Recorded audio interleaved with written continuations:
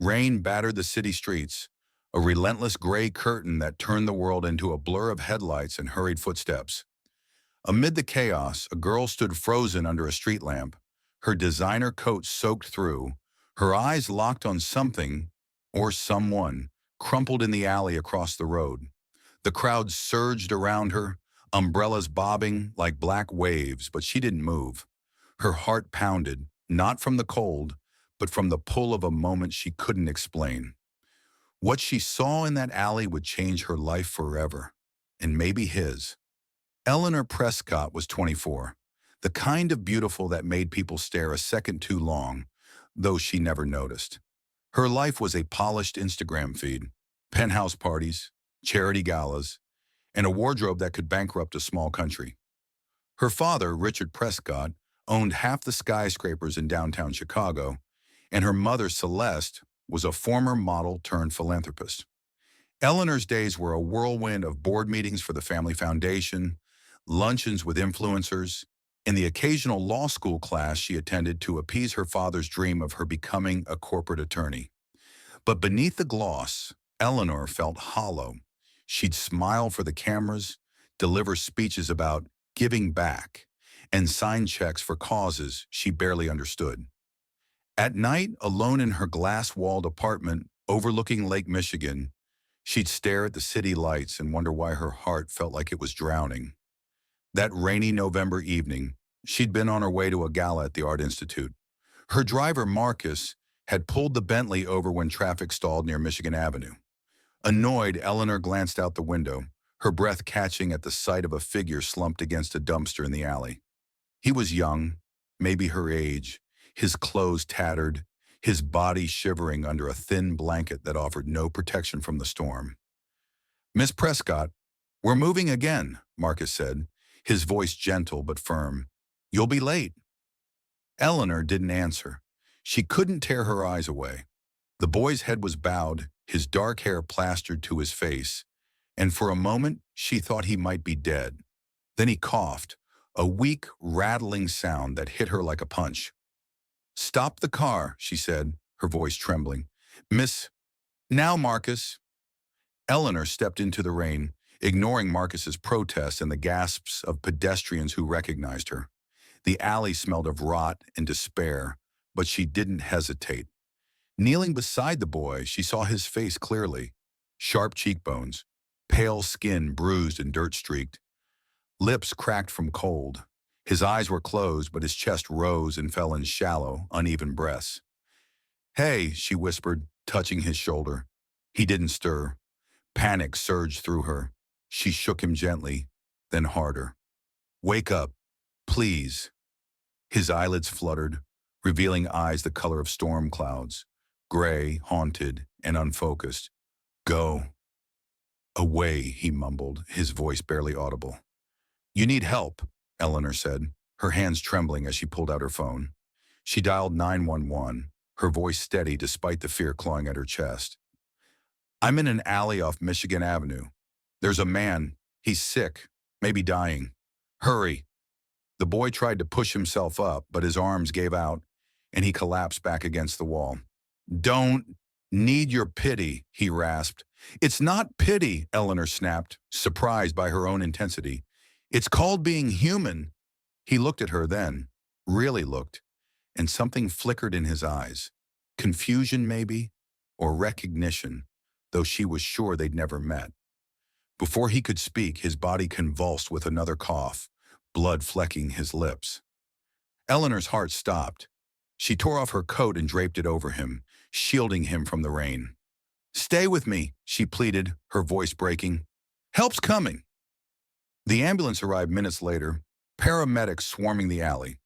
Eleanor stepped back, rain soaking her silk dress, as they loaded the boy onto a stretcher. One of the medics, a woman with kind eyes, touched her arm. "You did good, miss. He might not have made it without you." Eleanor nodded, but her eyes stayed on the boy as they closed the ambulance doors. She didn't know his name, his story, or why she cared so much. But as the sirens faded into the night, she felt something shift inside her, a spark of purpose she hadn't known she was missing. Eleanor didn't go to the gala. Instead, she had Marcus drive her to Mercy General, where the ambulance had taken the boy. She sat in the waiting room, her dress still damp, ignoring the curious stares of nurses and patients. Her phone buzzed with texts from her mother. "Where are you? People are asking." But she silenced it. A doctor approached her after what felt like hours. "You the one who brought in the John Doe?" he asked, his tone brisk but not unkind. "Is he okay?" Eleanor asked, standing. "He's stable, but it was close. Pneumonia, malnutrition, and a nasty infection from a cut on his leg. He's young, though, stronger than he looks. He'll pull through thanks to you." Relief flooded her, but it wasn't enough. "Can I see him?" The doctor hesitated. "He's not exactly friendly, doesn't trust anyone. But if you insist, he's in room 312. Eleanor found the room and knocked softly before entering. The boy was propped up in bed, an IV dripping into his arm, his face still pale but cleaner now. He glared at her, his gray eyes sharp with suspicion. "Why are you here?" he asked, his voice hoarse but stronger than before. "I wanted to make sure you were okay," Eleanor said, hovering near the door. "I'm Eleanor." He didn't offer his name, just studied her like she was a puzzle he didn't trust. "You some kind of rich girl playing hero?" Her cheeks flushed, but she didn't look away. "Maybe, but I'm not here to play anything. I saw you, and I couldn't walk away." He snorted, but there was less venom in it than she expected. "You don't even know me." "Then tell me," she said, surprising herself. "Who are you?" For a moment she thought he'd shut her out. Then he sighed, his shoulders slumping. "Name's Caleb, and I don't need your charity." Eleanor smiled undeterred. "Good, because I'm not offering any." Over the next few days, Eleanor visited Caleb every chance she got. She brought coffee, books, even a deck of cards. Though he refused to play at first, he was guarded, his words sharp, but she sensed the cracks in his armor, moments when his eyes softened or his lips twitched like he was fighting a smile. Slowly, she pieced together his story. Caleb was 23, an orphan who'd aged out of foster care at 18. He'd had dreams once, art school, a life sketching the world in charcoal and ink. But a series of bad breaks landed him on the streets. He'd been homeless for 2 years, surviving on odd jobs and sheer stubbornness. The alley where she'd found him was his last refuge after a shelter turned him away.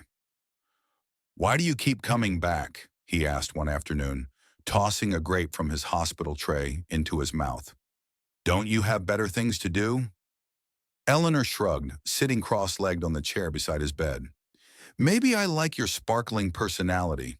He laughed, a real laugh, rough and unguarded. And her heart did a strange flip. She noticed the way his eyes crinkled, the way his hands moved when he talked. Strong despite the scars crisscrossing his knuckles. "You're weird," he said, but there was warmth in it. "And you're not as tough as you think," she shot back. Their banter became a ritual, a bridge between their worlds. Eleanor told him about her life, too. Her parents' expectations, the pressure to be perfect, the loneliness she hid behind her smile. Caleb listened, really listened, and for the first time she felt seen. Caleb was discharged after a week, his health restored, but his future uncertain. Eleanor couldn't bear the thought of him returning to the streets. Against her better judgment and Marcus's stern warnings, she offered him a place to stay in her guest room. "You're crazy," Caleb said, standing outside the hospital with a duffel bag of donated clothes. "You don't even know if I'm safe." "I know enough," Eleanor said, her voice firm. "You're not going back to that alley." He argued, but she saw the exhaustion in his eyes, the flicker of hope he was too proud to admit. Reluctantly, he agreed. Her apartment felt different with Caleb there. He was quiet at first, tiptoeing around like he didn't belong. But Eleanor made it her mission to make him feel at home. She cooked badly, played music he'd never heard, and dragged him to the rooftop to watch the sunrise over the lake. One night, as they sat on the couch watching a cheesy rom-com, Caleb turned to her, his expression serious. "Why are you doing this, Eleanor?" "Really?" She hesitated, searching for words. Because you make me feel real, like I'm more than just a name on a building. He looked at her for a long moment, then reached for her hand. His touch was tentative, warm, and it sent a shiver through her. You're more than that, he said softly. You're you. Their relationship deepened in the weeks that followed, a slow burn of trust and vulnerability. They weren't just friends anymore. There was a pull between them, unspoken but electric. Eleanor caught herself watching him sketch in the mornings, his hands coaxing beauty from a simple pencil. Caleb noticed the way she laughed, unguarded and bright, and found himself wanting to be the reason for it. One evening, under a sky streaked with pink and gold, they kissed on the rooftop. It was soft, hesitant, then fierce, like they'd both been holding their breath for too long. When they pulled apart, Caleb rested his forehead against hers, his voice barely a whisper. I don't deserve you. Don't say that, Eleanor said, her fingers tracing his jaw. You're enough, more than enough. But love, even one as pure as theirs, wasn't simple. Eleanor's parents noticed her absence from their world, her distraction. When Celeste cornered her at a family dinner, demanding answers, Eleanor confessed about Caleb. The reaction was swift and brutal. He's a parasite, Celeste said, her voice ice. You're throwing your life away for a nobody. He's not a nobody, Eleanor snapped. He's more real than anyone in this room. Her father's ultimatum came next. End it or lose everything. Her trust fund, her place in the family business, her future. Eleanor walked out, her heart breaking, but her resolve unshaken. Just when it seemed their love could conquer anything, fate threw a curveball. Caleb started coughing again, a shadow of the illness that had nearly killed him. Tests revealed something worse, a rare heart condition, likely triggered by years of stress and neglect. Without a transplant, he had months, maybe a year. Eleanor refused to accept it. She threw herself into research, pulling strings with her family's connections to get Caleb on transplant lists. But the clock was ticking, and Caleb's strength was fading. I don't want you to watch me die, he told her one night, his voice raw. They were in her bed, her arms wrapped around him as if she could hold him to this world. You're not dying, she said fiercely, tears streaming down her face. I won't let you. But Caleb's fear wasn't just for himself. He saw the toll it took on Eleanor, her sleepless nights, her fights with her parents, the way she'd put her life on hold. You deserve better, he said, someone who can give you a future. I want you, she said, kissing him through her tears. That's my future. Months passed, a blur of hospital visits and fading hope. Eleanor and Caleb clung to each other, finding joy in stolen moments. A picnic in the park, a sketch he drew of her smiling, a promise to fight until the end. Then a miracle. A heart became available. The surgery was risky, but Caleb was strong enough to try. Eleanor stayed by his side, holding his hand until they wheeled him away. The wait was agony, hours stretching into eternity. But when the doctor emerged with a smile, Eleanor collapsed in relief. Caleb survived. The recovery was slow, but he grew stronger every day, his gray eyes bright with a future he hadn't dared to imagine. Eleanor was there through it all, her love unwavering. A year later, Caleb was healthy, his art gaining attention, after Eleanor secretly submitted his work to a gallery. They moved into a small loft together, far from her parents' world, building a life on their terms. Eleanor started a nonprofit to help homeless youth, inspired by Caleb's story, and he became her biggest supporter. Their love wasn't perfect. They argued, they doubted, they grew. But it was real, and that was enough. One evening, as they stood on their balcony overlooking the city, Caleb pulled her close. You saved my life, he said, his voice thick with emotion. Not just that night in the alley, but every day since. Eleanor smiled, her heart full. You saved me too. Their story spread. a beacon of hope in a world that often felt cold. Eleanor and Caleb didn't just survive, they thrived, proving that love could bridge any divide, that a single act of kindness could change everything. Thank you for joining us on this journey. If Eleanor and Caleb's story touched your heart, hit that like button and share it with someone who needs a little light in their life. Subscribe to see more stories that remind us what it means to be human. Until next time, keep believing in the unexpected.